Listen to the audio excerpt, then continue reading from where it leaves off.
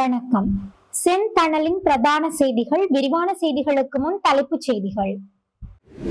தமிழ் மக்கள் பேரவையின் தீர்வு திட்ட முன்மொழிவை அடிப்படையாக வைத்து ஏனைய தமிழ் கட்சிகளுடன் பேச்சு நடத்த தயாராக இருப்பதாக கஜேந்திரகுமார் பொன்னம்பலம் அழைப்பு விடுத்துள்ளார்.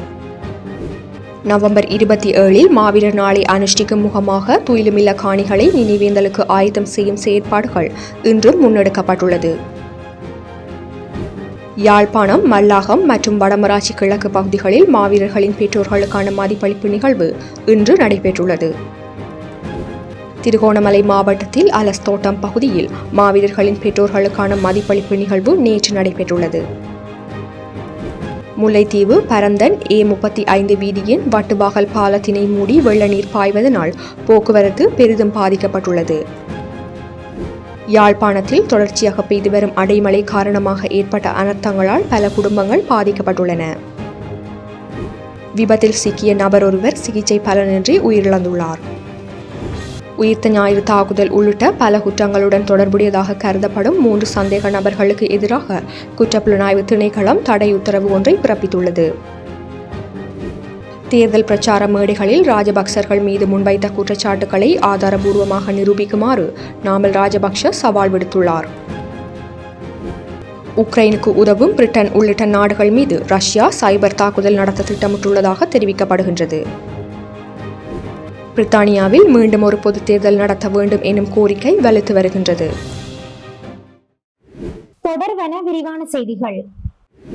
தமிழ் மக்கள் பேரவையின் தீர்வு திட்ட முன்மொழிவை அடிப்படையாக வைத்து ஏனைய தமிழ் கட்சிகளுடன் பேச்சு நடத்த தயாராக இருப்பதாக கஜேந்திரகுமார் பொன்னம்பலம் அழைப்பு விடுத்துள்ளார். தீர்வு திட்டம் குறித்து தமிழ் கட்சிகளுடன் பேச கஜேந்திரகுமார் பொன்னம்பலம் அழைப்பு விடுத்துள்ளார். தமிழ் மக்கள் பேரவையின் தீர்வு திட்டம் முன்மொழிவை அடிப்படையாக வைத்து ஏனைய தமிழ் தேசிய கட்சிகளுடன் பேச்சுக்களை நடத்துவதற்கு தயாராக இருப்பதாக தமிழ் தேசிய மக்கள் முன்னணியின் தலைவரும் யாழ் மாவட்ட பாராளுமன்ற உறுப்பினருமான சட்டத்தரணி கஜேந்திரகுமார் பொன்னம்பலம் தெரிவித்துள்ளார். பாராளுமன்ற தேர்தல் நிறைவடைந்துள்ளது. அத்தேர்தலின் முடிவுகளை நாம் பார்க்கின்ற போது தேசிய மக்கள் சக்தி 3/2 பெரும்பான்மையை பெற்றுக் கொண்டுள்ளது. இவ்வாறான நிலையில் அவர்கள் அடுத்து வரும் காலப்பகுதியில் புதிய அரசியல் அமைப்பினை உருவாக்குவதற்கான செயற்பாடுகளை ஆரம்பிப்பார்கள் என்று எதிர்பார்க்கின்றோம். இந்த தருணத்தில் அவர்கள் ஏற்கனவே மைத்திரி ரணில் கூட்டாட்சி அரசாங்கத்தில் முன்னெடுக்கப்பட்ட ஒற்றையாட்சியை மையப்படுத்திய புதிய அரசியலமைப்புக்கான இடைக்கால அறிக்கையில் இருந்து ஆரம்பிக்க உள்ளதாக அறிவித்துள்ளனர். குறித்த இடைக்கால அறிக்கையானது தமிழ் மக்களின் அபிலாஷைகளை பூர்த்தி செய்வதாக இல்லை. அது ஒற்றையாட்சியை முழுமையாக ஏற்றுக்கொண்டுள்ள ஒன்றாகும். ஆகவே குறித்த இடைக்கால அறிக்கையை தேசிய மக்கள் சக்தி அரசாங்கம் முன்னெடுப்பதை ஏற்றுக்கொள்ள முடியாது. தேசிய மக்கள் சக்திக்கு 3/2 பெரும்பான்மை காணப்படுவதன் காரணமாக அவர்கள் எந்தவிதமான முடிவுகளுக்கும் செல்ல முடியும். ஆனால் தமிழ் மக்களின் விருப்பத்துக்கு மாறாகவே அவர்கள் செயற்படுகின்றார்கள் என்பதை வெளிப்படுத்த வேண்டும்.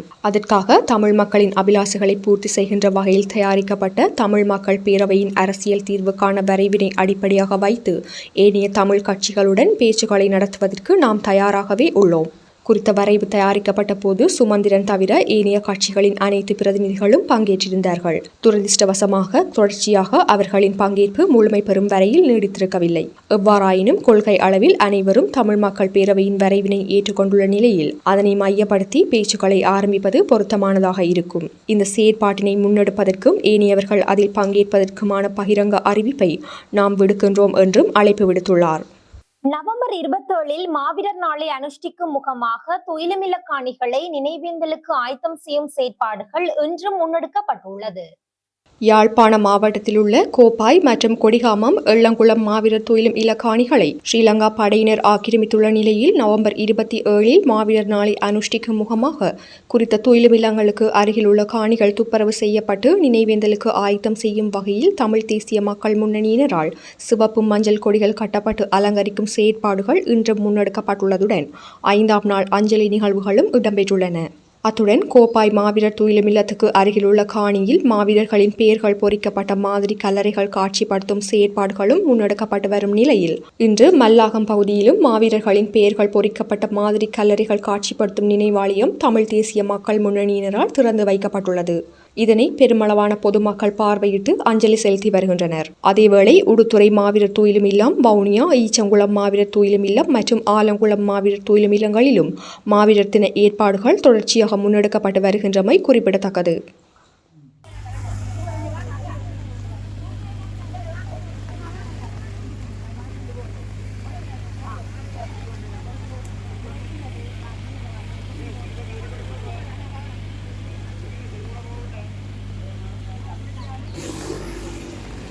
யாழ்ப்பாணம்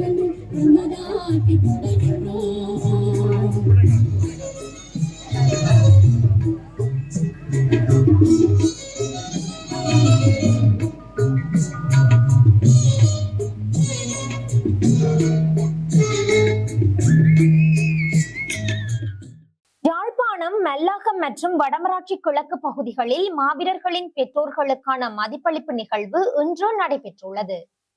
யாழ்ப்பாணம் மல்லாகம் பகுதியில் வலிகாமம் வடக்கு பிரதேச மாவீரர்களின் பெற்றோர்களுக்கான மதிப்பளிப்பு நிகழ்வு இன்று மாலை 4 மணிக்கு தமிழ் தேசிய மக்கள் முன்னணியினரால் முன்னெடுக்கப்பட்டுள்ளது. இன்று நடைபெற்ற இந்த மதிப்பளிப்பு நிகழ்வுகளில் மாவீரர்களுக்கான பொதுச்சுடர் ஏற்றப்பட்டு மாவீரர்களுக்கான அஞ்சலி நிகழ்வுகளை தொடர்ந்து தமிழ் தேசத்தின் விடிவுக்காக தங்கள் இன்னுயிர்களை ஈந்த மாவீரர்களின் பெற்றோர்களை மதிப்பளிக்கும் நிகழ்வு நடைபெற்றுள்ளது. தமிழ் தேசிய மக்கள் முன்னணியின் வலிகாமம் வடக்கு செயற்பாட்டாளர் செல்லகாந்தன் தலைமையில் நடைபெற்ற இந்த நிகழ்வில் தமிழ் தேசிய மக்கள் முன்னணியின் கொள்கை பரப்பு செயலாளர் நடராசா காண்டீபன் மற்றும் முன்னணியின் யாழ் மாவட்ட செயற்பாட்டாளர்களும் கலந்து கொண்டு மாவீரர்களின் பெற்றோர்களுக்கு மதிப்பளித்திருந்தனர். அதேவேளை வடமராட்சி கிழக்கு பிரதேச மாவீரர்களின் பெற்றோர்களுக்கான மதிப்பளிப்பு நிகழ்வும் இன்று கொடுக்குழாய் பகுதி வெட்டுமுருகன் ஆலய மண்டபத்தில் நடைபெற்றுள்ளது. தமிழ் தேசிய மக்கள் முன்னணியின் வடமராட்சி கிழக்கு அமைப்பாளர் சற்குணதேவி தலைமையில் நடைபெற்ற இந்த மதிப்பளிப்பு நிகழ்வில் தமிழ் தேசிய மக்கள் முன்னணியின் மகளிர் அணி செயற்பாட்டாளர்களான வாசுகி சுதாகரன் மற்றும் கிருபா கிரிதரன் ஆகியோரும் கலந்து கொண்டு மாவீரர்களின் பெற்றோர்களுக்கு மதிப்பளித்திருந்தனர். திருகோணமலை மாவட்டத்தில் அலஸ் தோட்டம் பகுதியில் மாவீரர்களின் பெற்றோர்களுக்கான மதிப்பளிப்பு நிகழ்வு நேற்று நடைபெற்றுள்ளது. திருகோணமலை மாவட்டத்தில் அலஸ் தோட்டம் பகுதியில் மாவீரர்களின் பெற்றோர்களுக்கான மதிப்பளிப்பு நிகழ்வு நேற்று மாலை 4 மணிக்கு தமிழ் தேசிய மக்கள் முன்னணியினரால் முன்னெடுக்கப்பட்டுள்ளது. இந்த மதிப்பளிப்பு நிகழ்வுகளில் மாவீரர்களுக்கான பொதுச்சுடர் ஏற்றப்பட்டு மாவீரர்களுக்கான அஞ்சலி நிகழ்வுகளை தொடர்ந்து தமிழ் தேசத்தின் விடிவிற்காக தங்கள் இன்னுயிர்களை ஈந்த மாவீரர்களின் பெற்றோர்களை மதிப்பளிக்கும் நிகழ்வு நடைபெற்றுள்ளது. மாவீரர்களின் பெற்றோர்களை மதிப்பளிக்கும் இந்த நிகழ்வில் தமிழ் தேசிய மக்கள் முன்னணியின் பொதுச் செயலாளரும் முன்னாள் நாடாளுமன்ற உறுப்பினருமான செல்வராசா கஜேந்திரனும் முன்னணியின் திருகோணமலை மாவட்ட செயற்பாட்டாளர்களும் கலந்து கொண்டு மாவீரர்களின் பெற்றோர்களுக்கு மதிப்பளித்திருந்தமை குறிப்பிடத்தக்கது.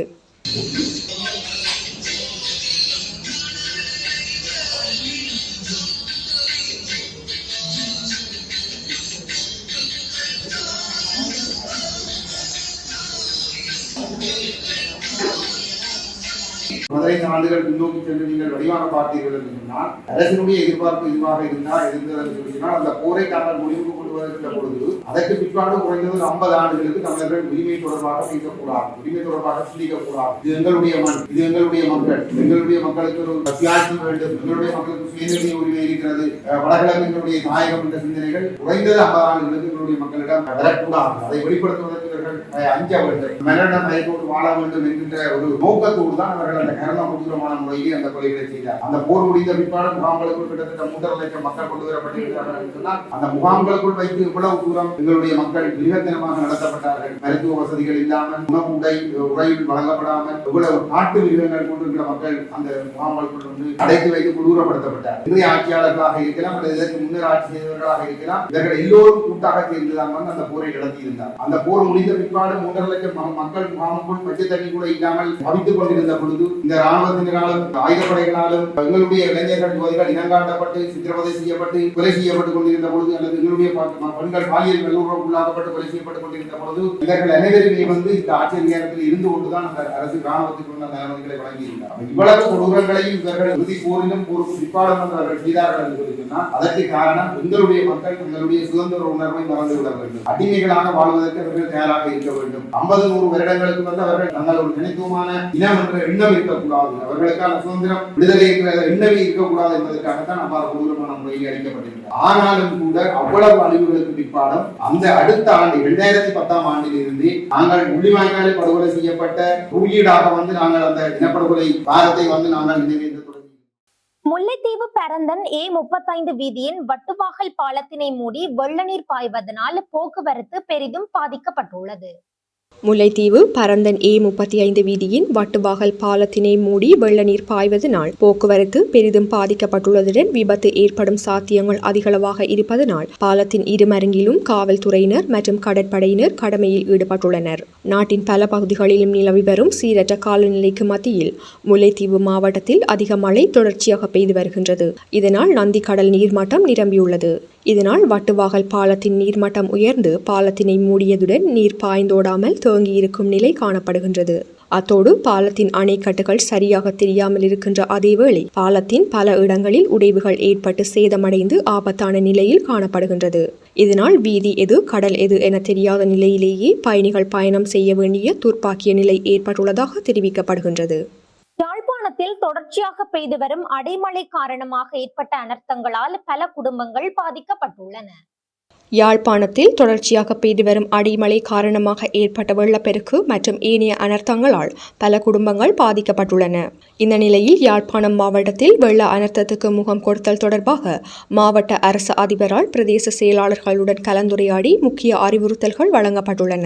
வெள்ள அனர்த்தத்தால் பாதிக்கப்படக்கூடிய இடங்களை அடையாளப்படுத்தி முன்னாயத்த நடவடிக்கைகளை எடுத்தல், வெள்ள அனர்த்த ஆபத்து காரணமாக வதிவிடங்களை விட்டு வெளியேறும் மக்கள் தற்காலிகமாக தங்குவதற்கான தங்குமிடங்களை தயார்படுத்துதல், தற்காலிக தங்குமிடங்களில் தங்குவோருக்கு சமைத்த உணவு வழங்க நடவடிக்கை எடுத்தல், மாவட்ட அனர்த்த முகாமைத்துவ பிரிவின் உதவிகளை பெற்றுக்கொள்ளுதல், ஆபத்தான மரங்கள் அல்லது கிளைகள் ஏற்கனவே அகற்றப்பட்டதற்கு மேலதிகமாக மேலும் இனங்காணப்பட்ட ஆபத்தான மரங்கள் அல்லது கிளைகளை அகற்ற நடவடிக்கைகள் எடுத்தல், ஆபத்தான பனை மரங்களை அகற்றுவதற்கு சம்பந்தப்பட்ட பிரிவுக்குரிய பனை தென்னை வள அபிவிருத்தி கூட்டுறவு சங்கத்துக்கு எழுத்து மூலம் அறிவித்து அகற்ற அனுமதி வழங்கப்பட்டுள்ளதால் அதற்குரிய நடவடிக்கைகளை எடுத்தல். மேலும் 24 மணி நேரம் இயங்கும் மாவட்ட அனர்த்த முகாமைத்துவ பிரிவின் தொலைபேசி இலக்கங்களான 0773957894 அல்லது 0212221676 அல்லது 0212117117 மற்றும் 117க்கு பொதுமக்கள் அனர்த்தம் தொடர்பாக தகவல்களை வழங்குமாறும்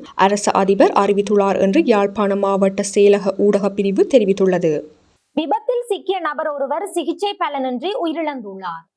கடந்த 20ஆம் திகதி விபத்தில் சிக்கிய நபர் ஒருவர் சிகிச்சை பலனின்றி நேற்றைய நாள் யாழ்ப்பாணம் போதனா வைத்தியசாலையில் உயிரிழந்துள்ளார். கட்குவாரி மாங்குளம் பகுதியைச் சேர்ந்த 36 அகவியுடைய மரியதாஸ் யுவான் கீர்த்தி என்ற ஒரு பிள்ளையின் தந்தையே இவ்வாறு உயிரிழந்துள்ளார். சம்பவம் குறித்து மேலும் தெரிய வருகையில் குறித்த நபர் கடந்த 20ஆம் திகதி சந்தையில் மரக்கறி வாங்கிக் கொண்டு மல்லாவியில் இருந்து மாங்குளம் நோக்கி மோட்டார் சைக்கிளில் பயணித்துக் கொண்டிருந்தார். இதன்போது வன்னி வேளாங்குளத்தடியில் எதிரே மிகவும் வேகமாக இருவருடன் வந்த மோட்டார் சைக்கிள் பேருந்தினை முந்த முற்பட்ட போது இவர் மீது மோதியது. இதன்போது மூவரும் படுகாயமடைந்த நிலையில் மாங்குளம் வைத்தியசாலைக்கு கொண்டு செல்லப்பட்ட அன்றைய நாளே எதிரே மோட்டார் சைக்கிளில் வந்து விபத்துக்குள்ளான இருவரும் உயிரிழந்தனர். அதன் பின்னர் குறித்த நபர் கிளிநொச்சி வைத்தியசாலைக்கு கொண்டு செல்லப்பட்டு அங்கிருந்து யாழ்ப்பாணம் போதனா வைத்தியசாலைக்கு மாற்றப்பட்டார். இந்த நிலையில் சிகிச்சை பலனின்றி அவர் நேற்று மதியம் உயிரிழந்துள்ளார். அவரது சடலம் மீதான மரண விசாரணைகளை திடீர் மரண விசாரணை அதிகாரி நமசிவாயம் பிரேம்குமார் மேற்கொண்டதுடன் உடற்கூற்று பரிசோதனைகளின் பின்னர் சடலம் உறவினர்களிடம் ஒப்படைக்கப்பட்டுள்ளது. உயிர்த்த ஞாயிறு தாக்குதல் உள்ளிட்ட பல குற்றங்களுடன் தொடர்புடையதாக கருதப்படும் 3 சந்தேக நபர்களுக்கு எதிராக குற்றப்புலனாய்வு திணைக்களம் தடை உத்தரவு ஒன்றை பிறப்பித்துள்ளது. உயிர்த்த ஞாயிறு தாக்குதல் உள்ளிட்ட பல குற்றங்களுடன் தொடர்புடையதாக கருதப்படும் 3 சந்தேக நபர்களுக்கு எதிராக குற்றப்புலனாய்வு திணைக்களம் தடை உத்தரவு ஒன்றை பிறப்பித்துள்ளது. இந்த நிலையில் குறித்த 3 சந்தேக நபர்களில் ஒரு பாதுகாப்பு தர உயர் அதிகாரியும் 2 அரசியல்வாதிகளும் உள்ளடங்குவதாக குற்றப்புலனாய்வு திணைக்கள வட்டாரங்கள் தெரிவித்துள்ளன. குற்றச்செயல்கள் தொடர்பான விசாரணை முடிவுகளின் அடிப்படையில் இந்த உத்தரவு பிறப்பிக்கப்பட்டுள்ளதாக தெரிவிக்கப்படுகின்றது. இது தொடர்பான குற்றச்செயல்களின் முழுமையான விசாரணை அறிக்கை இந்த வாரம் நீதிமன்றத்தில் சமர்ப்பிக்கப்பட உள்ளதாக தெரிவிக்கப்படுகின்றது. இவ்வாறு உத்தரவிடப்பட்டுள்ள பாதுகாப்பு அதிகாரி இராணுவத்தில் கடமையாற்றி தற்போது ஓய்வு பெற்றுள்ளதாக கூறப்படுகின்றது. இந்த நிலையில் எதிர்வரும் காலங்களில் நீதிமன்றில் சமர்ப்பிக்கப்பட உள்ள விசாரணை அறிக்கையின் பிரகாரம் இவர்களை கைது செய்து மேலதிக விசாரணைகளை மேற்கொள்ள குற்றப்புலனாய்வு திணைக்களம் திட்டமிட்டுள்ளதாக தெரிவிக்கப்படுகின்றது. தேர்தல் பிரச்சார மேடைகளில் ராஜபக்சர்கள் மீது முன்வைத்த குற்றச்சாட்டுகளை ஆதாரபூர்வமாக நிரூபிக்குமாறு நாமல் ராஜபக்ஷ சவால் விடுத்துள்ளார். ராஜபக்ஷக்கள் உகண்டாவில் பதுக்கி வைத்திருப்பதாக குறிப்பிடும் நிதியை நாட்டுக்கு கொண்டு வந்து அரசுடைமையாக்குங்கள், முறையான விசாரணைக்கு முழுமையான ஒத்துழைப்பு வழங்குவேன் என ஸ்ரீலங்கா பொதுஜன பெரமுனவின் தேசிய அமைப்பாளர் நாமல் ராஜபக்ஷ அனுர அரசாங்கத்திற்கு சவால் விடுத்துள்ளார்.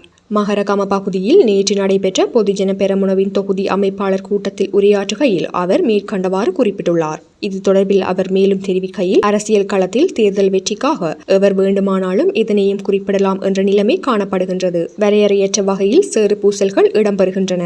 தேர்தல் முடிவடைந்ததன் பின்னர் முன்வைத்த குற்றச்சாட்டுகளை அனைவரும் மறந்துவிடுகின்றனர். கடந்த காலங்களில் ராஜபக்ஷகளிடம் 18 லம்போகினி வாகனங்கள் இருப்பதாகவும் உகண்டா நாட்டில் நிதியை பதுக்கி வைத்திருப்பதாக பல குற்றச்சாட்டுகள் முன்வைக்கப்பட்டன. ராஜபக்ஷக்கள் மீதான போலியான குற்றச்சாட்டுகள் தேசிய மக்கள் சக்தியின் வெற்றிக்கு பிரதான காரணியாகும். ஜனாதிபதி தேர்தல் காலத்தில் பிரச்சார மேடைகளில் ராஜபக்ஷக்கள் மீது முன்வைத்த குற்றச்சாட்டுகளை ஆதாரபூர்வமாக நிரூபிக்குமாறு ஜனாதிபதியிடம் பலமுறை வலியுறுத்தியுள்ளேன். உகண்டாவில் பதுக்கி வைத்திருப்பதாக குறிப்பிடும் நிதியை நாட்டுக்கு கொண்டு வந்து அரசுடைமையாக்குங்கள். முறையான விசாரணைக்கு முழுமையான ஒத்துழைப்பு வழங்குவேன். இதேவேளை ஜனாதிபதி தேர்தல் காலத்திலும் ராஜபக்ஷக்கள் உகண்டாவில் நிதியை பதுக்கி வைத்திருப்பதாக குறிப்பிட்ட தேசிய மக்கள் சக்தியின் நாடாளுமன்ற உறுப்பினர் பின்னர் அந்த குற்றச்சாட்டுகள் பொய் என்று குறிப்பிட்டார். குறுகிய அரசியல் வெற்றிக்காக போலியான குற்றச்சாட்டுகள் முன்வைக்கப்பட்டன.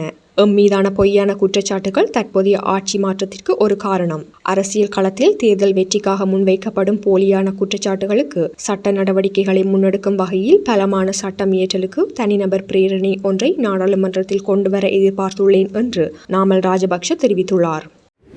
இனி சர்வதேச செய்திகள். உக்ரைனுக்கு உதவும் பிரிட்டன் உள்ளிட்ட நாடுகள் மீது ரஷ்யா சைபர் தாக்குதல் நடத்த திட்டமிட்டுள்ளதாக தெரிவிக்கப்படுகிறது. உக்ரைனுக்கு உதவும் பிரிட்டன் உள்ளிட்ட நாடுகள் மீது ரஷ்யா சைபர் தாக்குதல் நடத்த திட்டமிட்டுள்ளதாக கூறப்படுவதை அடுத்து உலக நாடுகளிடையே பதற்றமான சூழல் அதிகரித்துள்ளதாக பன்னாட்டு தகவல்கள் தெரிவிக்கின்றன.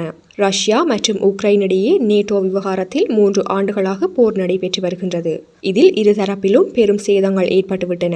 உக்ரைனுக்கு அமெரிக்கா தனது ஆயுதங்களை விநியோகித்து வருகின்றது. மேலும் ரஷ்யா மீது தாக்குதல் நடத்துவதற்கு ஊக்கப்படுத்துகின்றது. அதேபோல் ரஷ்யாவுக்கு பின்னால் வடகொரியா இருந்து கொண்டு ஆயுதங்கள் வீரர்களை அனுப்பும் வேலைகளை செய்து வருகின்றது. கடந்த சில நாட்களுக்கு முன்பு உக்ரைன் ரஷ்யா மீது நீண்ட தூரம் சென்று தாக்கும் ஏவுகணைகளை ஏவியது. அதற்கு பதிலடியாக ரஷ்யாவும் தன்னிடம் உள்ள கண்டம் விட்டு கண்டம் பாயும் ஏவுகணைகளை கொண்டு தாக்குதல் நடத்தியது. இதனால் 3ஆம் உலக போரே ஏற்படும் நிலை உருவானது.